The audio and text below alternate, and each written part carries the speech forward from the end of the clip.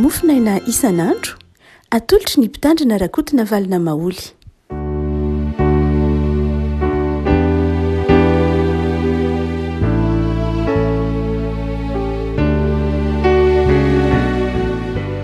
Falimiraba tsika revako malala tratry ity alarobia fahavalo ny volana martsa ity dia miarahaba manokana ny vehivavy rehetra tratry izao andro iraisam-pirenena natokana manokana atsiarovana ny zoniny vehivavy izao. Ny volahatra ho mofinaina revako dia ny bokin'ny Deutéronomie toko 7:20. Deutéronomie toko 7:20 andiny 10 ka hatramin'ny andiny 9:20. Vakitsika amin'ny anaran'i Jesosy. Raha mivoaka hiady amin'ny fahavalonao ny tafika ao dia mifadiny ratsy rehetra. Raha misy olona eo aminao izay tsy madio noho izay nanjo azy tamin'ny alina dia hivoaka any ivelan'ny toby izy fa tsy hiditra ao anatiny. Fa rehefa hariva dia aoka andro amin'ny rano izy ary noho ny tokony ho maty masoandro dia mahazo miverina ao amin'ny toby indray izy. Ary aoka izy tany voafaritra ao any ivelan'ny toby ho fivoahanao ary mitondrà fantaka miaraka amin'ny fiadianao ka raha hipetraka eny ivelany ianao dia miadia lavaka amin'ny fantaka ka totofy ny fivalananao.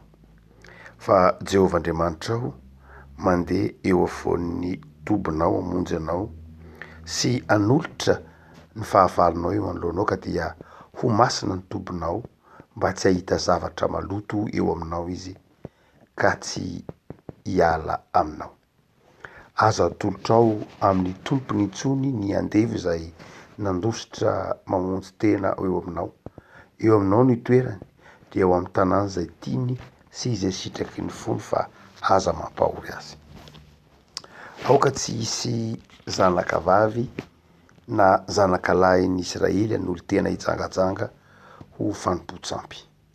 Aza mitondra ny tangin'ny vehivavy janga na ny karamana alika ao an-tranon'i Jehovah Andriamanitra hanefana voady. Fa fahavetavetana eo mason'i Jehovah Andriamanitra reo zavatra roa reo. Ray masonao manomasinana amin'ny fahamarinana ny teninao ny fahamarinana. Amen. Didy madinika nefa zava-dehibe ry havana ity ambaran'ny bokin'ny Deutéronomie toko 7:20 ity izay mitandro ny teny manao hoe aoka ho masina ianareo satria masina ho Jehovah. Ary dia raha tsongaitsika dia ahoana no hitandrotsika ny fahamasinantsika sy hitandrotsika ny fahamasinan'Andriamanitra. Dia misy lafin-javatra vitsivitsy ary reto ry havako malala. Ny voalohany indrindra dia ny fahadiovan'ny tanàna. Tsy misaraka mihitsy ny fahamasinan'Andriamanitra sy ny fahadiovan'ny tanàna.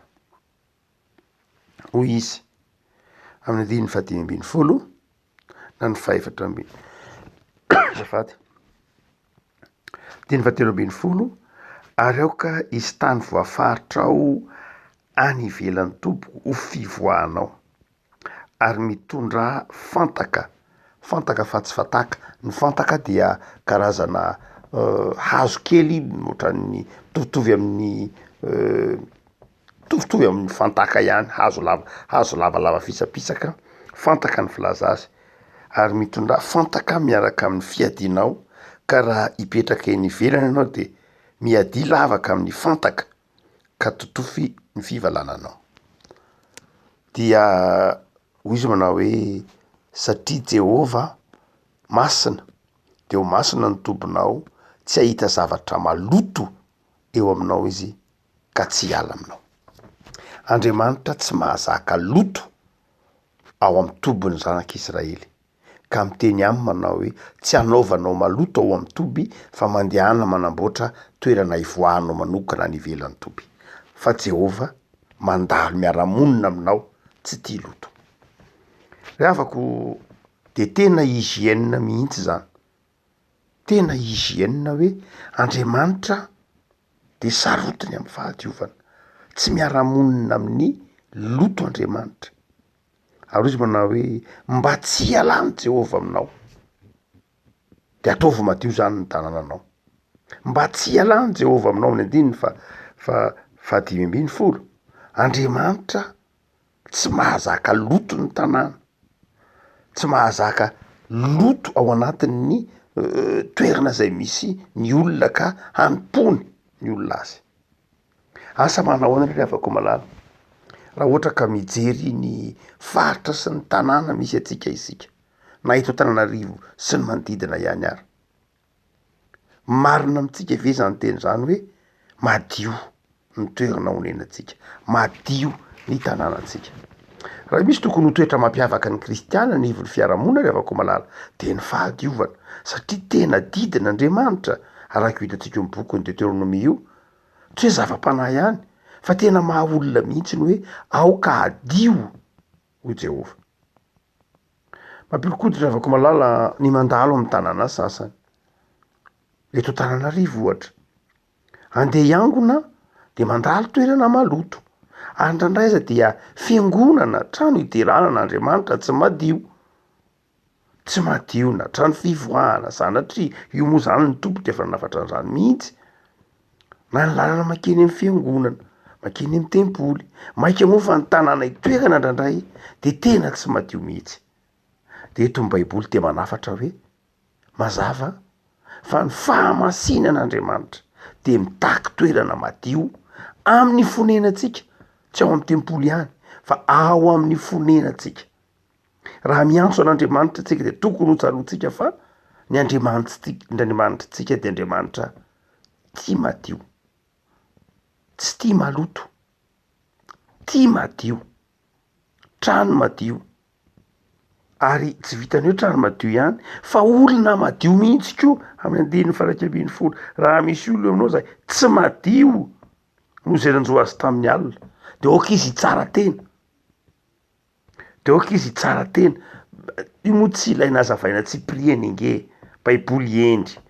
Raha misy olona ozy tsy madio ny zavatra nahazo azy tamin'ny alina, de tena loto izy, dia mandeha mivoaka izy aloha makeny mitsara tena izy, tsy ny olona no mitsara azy fa izy no mitsara tena hoe ny zavatra nahazo dia naloto io tena lay loto le hygiène io, dia mandeha makeny ivelan'ny tanàna aloha, midio avy miditra ao anatin'ny toby mba tsy hanepotra ny olona, mba tsy hanimba ny fiainan'ny olona ao anatin'ny fahasalaman'ny olona ao anatin'ny ilay toby zay misy.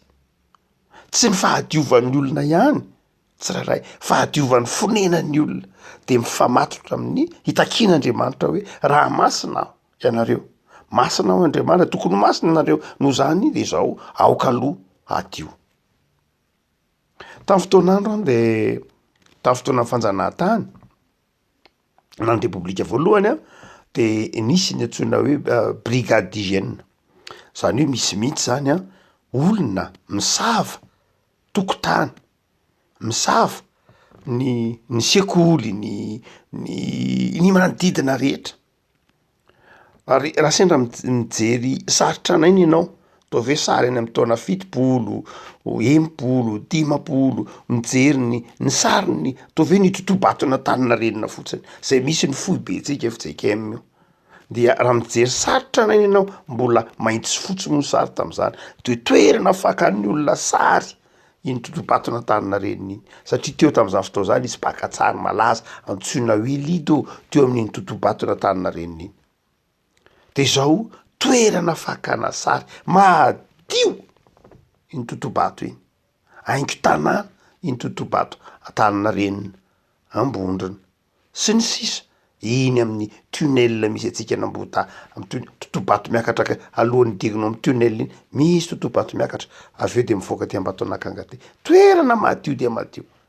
Fa zao refako malala mamperitreritra hoe move tsy mampahamenatra anao ny ampandroso an'Andriamanitra raha izay ny ty tanàna maloto ity, fa eto Andriamanitra de miteny manao hoe raha tianareo ny atamana de ataovy madio ny tanàna. Andininy fa verina vakina indray andininy fa 10 tapany farany ka dia ho masina ny tobinao mba tsy hahita zavatra maloto eo aminao Jehova ka tsy hiala aminao. Mazava be zany. Ry havako malala engany mba ataontsika zava-dehibe ny fahadiovan'ny vatantsika, ny fahadiovan'ny fonenantsika, ataontsika zava-dehibe zany. Tsy hoe ny siansa ihany no miresaka fahadiovana na ny hygiène zany ange tsisy idirany amin'ny fivavahany ka na de mandeha miangona aza na de tsy sanatria maloto, tsy ry havako. Fa eto de tena miresaka hygiène, ny bokin'ny Deutéronomie. Olona madio no manompo an'Andriamanitra, tanàna madio no ampoana an'Andriamanitra. Fa ny faharoa zay hitandrona ny fahamasinan'Andriamanitra dia ny fanaovana ny rariny, zany hoe tsy mampahory olona, tsy mampahory mpiasa. Hoy manao hoe aza atolotra ao amin'ny tompony intsony ny andevo izay mandositra mamonjy tena eo aminao. Eo aminao ny toerany de eo amin'ny tanàna zay tiany sy izay sitraky ny fony fa aza mampahory azy. Tamin'izany fotoa zany de misy andevy mamonjy tena, mandositra satria masika ny tompony de mandositra. De raha misy olona ozy mandositra de aza verina any amin'ny tompony intsony izy satria fantatra fa ho voakapoka izy. Hitantsika amin'ny tantaran'ny Onesimosy io ao amin'ny bokin'ny Filemona dia i Paoly mo niresaka tamin'ny Onesimosy, niresaka tamin'ny Filemona nanazava momba ny fifandraisany hoe averiko any aminao ihany izy satria anao fa azoko tazonina taty izy. Ny tiana lazaina de ny hoe tsy akasitrahan'Andriamanitra ny mpampahory olona, ny mpampahory mpiasa. Tsy akasitrahan'Andriamanitra ny hoe olona mitandro fahamasinana, kristianina mitandro fahamasinan'Andriamanitra nefa manao herisetra na manotsindry azo lena na tsy miraharaha amin'ny fiainan'ny ny olona ampiasainy na ny mpiara-miasa aminy. Eo aminao no itoerany dia ao amin'ny tanàna zay tiany zay sitraky ny fonao. Ry havako, sarobidi ny fahamasinan'Andriamanitra de mitaona antsika ho mahay mitandrina ny fahamasinany ny hafa koa amin'ny fiainantsika isan'andro. Fa ny fahatelo de 8:20 sy 9:20 de zao fahadiovan'ny ankohonana, tandremo tsara fa ny mpanompon'Andriamanitra mitandro ny fahamasinan'Andriamanitra de mitandrina tsara ny fahamasinan'ny ankohonany keo. Tandremo ozy mba tsisy zanaka vavy na zanaka lahy hanolo tena hijangajanga ao amin'ny fanompo-tsampy. Tamin'izany fotoana zany moa tany amin'ny faritra nisy zanak'Israely iny de ny Kananita de manao ny antsoiny hoe fijangajangana masina. Manao fijangajangana masina ka ny endrika ny mpotsampy de fanolora tena hijangajanga. Ary dia hoe Andriamanitra manao hoe tandremo mba tsy hanao an'izany fanaon'ny jentilisa izany. Olona manao zava-dehibe ny fahamasinan'ny olombelona. Ny olombelona dia tsy fitaovan'ny sampy akory fa ny olombelona dia fitaovana izay endrika Andriamanitra ka manana fahafahana mazava. Tsy hoe satria zanaka de avela atolotra atao olon-tolotra ho an'ny sampy io zany hanompo sampy. Eto de raha eto amin'ny kolotsaina malagasy fa iny any de tia zanaka be ny malagasy. Fa ndraindray any dia amin'ny fotoana sasany dia misy fotoana hoentin'ny olona eny amin'ny sampy ny zanany. Misy fotoana hoentin'ny olona eny amin'ny doany ny zanany. Misy fotoana hoentin'ny olona ampandrona eny amin'ny toerana isan-karazany eny ny zanany. Tahak'izay io tena eny ny tompo io. Manao hoe ny zanako vavy sy ny zanako lahy aza atolotra ho eny amin'ny sampy. Ary ny endrika fahaefatra farany zay anehoan'ny tompony aminy hoe raha mitandro ny fahamasinako ianareo, mitandro ny fahamasinan'i Jehova ianareo de zao hoy izy: aza mitondra ny tangy ny vehivavy janga na ny karamanalika ao an-tranon'i Jehovahandriamanitra raha mivoady ianao. Misy olona zany mivoady, fa anao zany tao amin'ny testamenta taloha manao voady ny olona, fa raha manao voady ianao de zao hoentinao manefa ny voadinao dia aza mitangy ny vehivavy zanga. Iny amin'ny antsoina hoe tangy, ny antsoina hoe tangy de zao lay sanatria lay vola ampidiriny lay vehivavy janga vokatry ny fijangatsangany. Iny ny antsoina hoe tangy. Dia rehefa manao voady ianao de zao aza mitangy ny vehivavy janga no entina manao hanefanao ny voadinao. Hoe vola avy nataona mpivaritena, entina mpivaritena sanatria no entinao hanao hanefana ny voady eo anatrehan'i Jehova. De ny faharoa de zao koa aza volana ampidirin'ny alika, karama alika. Mety misy olona hoe manome karama noho ny alika, fantatsika fa nandray ny alika azo miampy tanàna, mety mampidi-bola ny alika noho ny antony maro samihafa hoe ohatra hoe iteneniny hoe karamanalika io misy alika saina mitarika entana, mitarika tahak'izany, dia izy manao aza ny karamanalika fa tsy akasitran'Andriamanitra ny karamanalika. Ny dika zany ry afaka malala, raha dika am'izao andro ianantsika zao de zao tsy akasitran'Andriamanitra ny vola maloto, zay fotsiny ihany.